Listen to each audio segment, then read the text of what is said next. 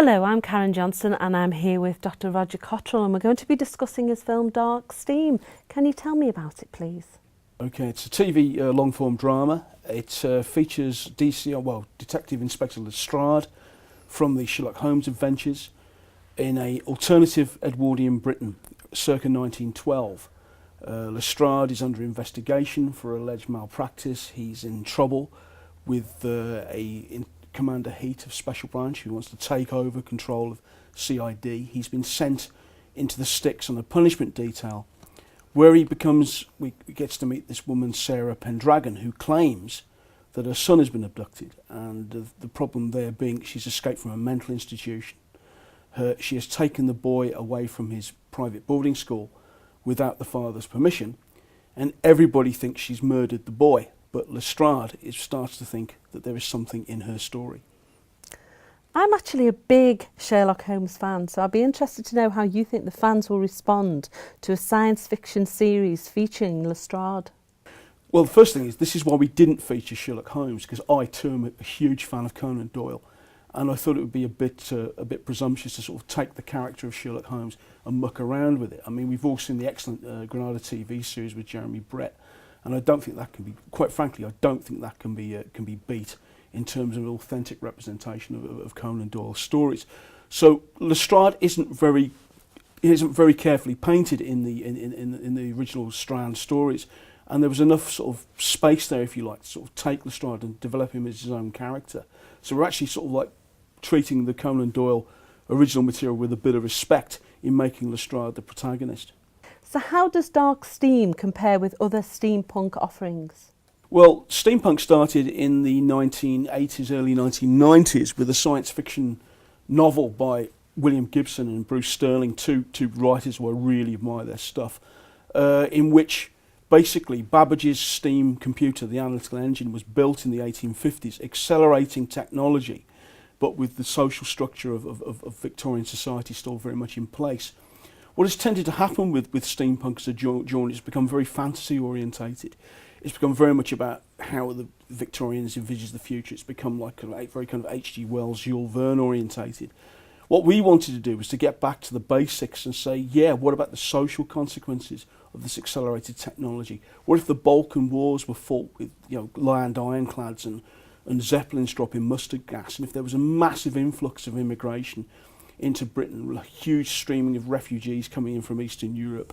We've also looked at the possibility of Cecil Rhodes' vision of a federated British Empire being established with the consequent deindustrialisation of Britain. So you've got mass unemployment, and of course you've got the rise of a fascist movement based very much on Jack London's 1907 novel The Iron Heel, and this forms the background to Dark Steam, which is why it's Dark Steam. It's the dark side of your sort of like more kind of fantasy orientated steampunk that's out there. The nearest thing to it would be the League of Extraordinary Gentlemen, but even that doesn't come close. Okay, so from what you're saying, the film seems to draw heavily on literacy themes from the Edwardian era.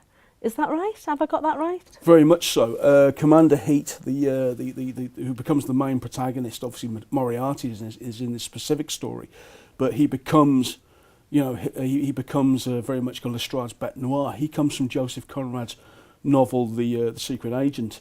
There are various literary and historic figures emerge in various storylines in Dark Steam. There's, for example, Boris Zakharov, who was a real-life arms dealer during the Balkan Wars. He turns up. Roger Casement turns up. Raffles, the master cracksman, turns up in various stories.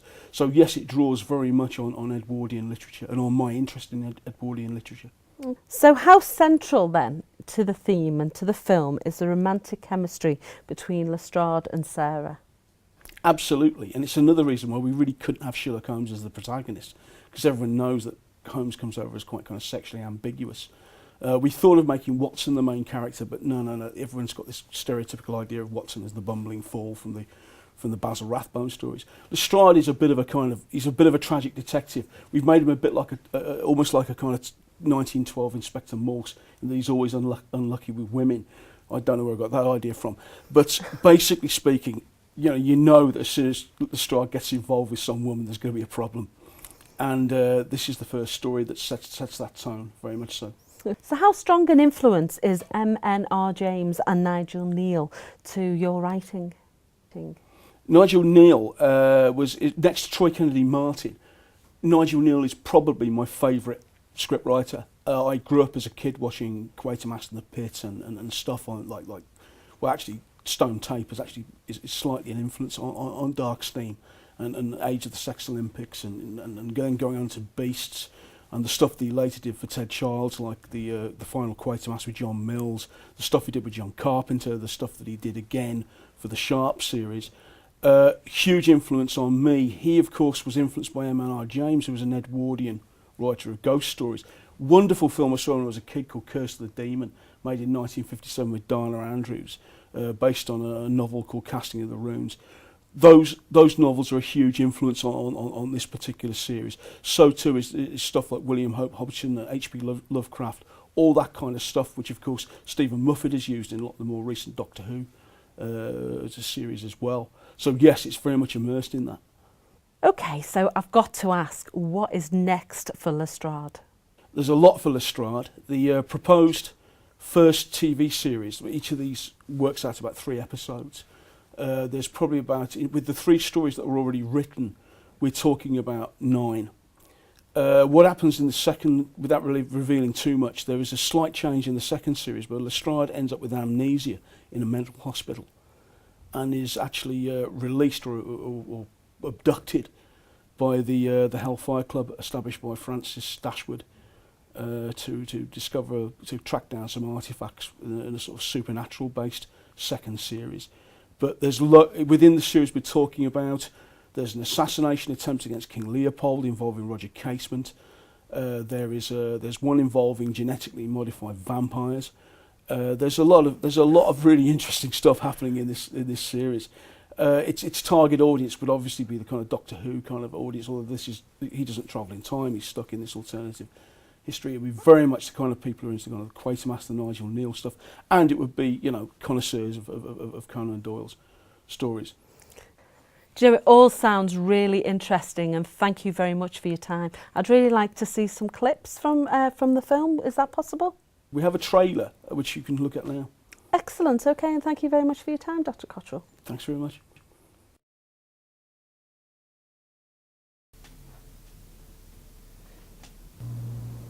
You think I'm mad, don't you? A crazy Irish bitch who murdered her own child. My old mentor, Sherlock Holmes, he taught me always to explore every possibility. Unless most police choose to take the line of least resistance to get results. That particularly applies out here, in the sticks. You know, Chief Inspector, I think I like you. And I'd like to trust you to help me, to help my son. The truth is, Mrs. Pendragon, now if you really are innocent, and if Joseph is still alive, then I may be your best and only hope. But if I am to help you, then I need to know how you wound up in that bedlam in the first place. It was the pictures. Pictures? He was forever drawing these accursed stone circles and obsessing about the druids and their bizarre beliefs. It was then that the automatic writing began. Automatic writing? At first he produced these weird scribblings with maps, particularly of Dartmoors, as if he were in a trance. And then what? It was then when they began to manifest spontaneously. It was then when the poltergeist attacks began. Your husband accused you of witchcraft. In 1912? For all that, he's the Pendragon, born and bred in Cornwall, with the blood of Arthur and Merlin allegedly in his veins. And that bastard called me a witch. So how did you become involved with the order? The day my husband invited that professor into our house, the charlatan who said that he could cure my son. This professor, what was his name? Professor Moriarty.